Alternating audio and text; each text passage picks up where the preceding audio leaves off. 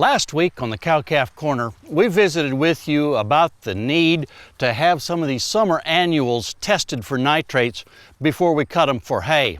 One of the management practices that was used for years by producers to try to avoid high nitrate forages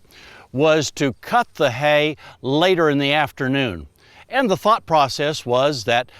during the nighttime hours, the nitrate would be concentrated in the plant, and then as sunlight would cause photosynthesis to take place, the nitrate then would be used up by the plant and be lowered, and therefore later in the day should be safer. Well, the research was done here at Oklahoma State University by some of our county extension and area extension agents several years ago.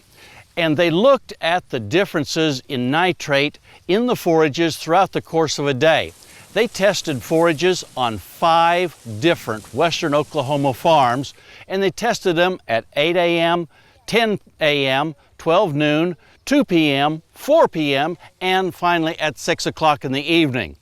What they found was that, quite frankly, it did not matter what time of day the forage was harvested in terms of having a significant impact on the nitrate concentration. If you look at this particular graphic, you can see all 5 of these operations, all 5 of the fields that were sampled throughout the course of the day, and you'll notice that there is not a lot of difference between the time of day, but there is a tremendous difference from one field to another.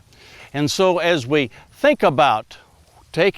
doing what we can to reduce the possibilities of nitrate concentrations, harvesting at a different time of day is not the answer, and it's a false sense of security to think that you can.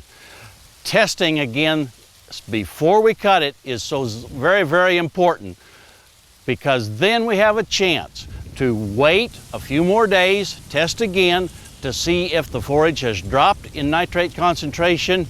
and give us a better idea of how we're going to handle the forage once we put it in a bale.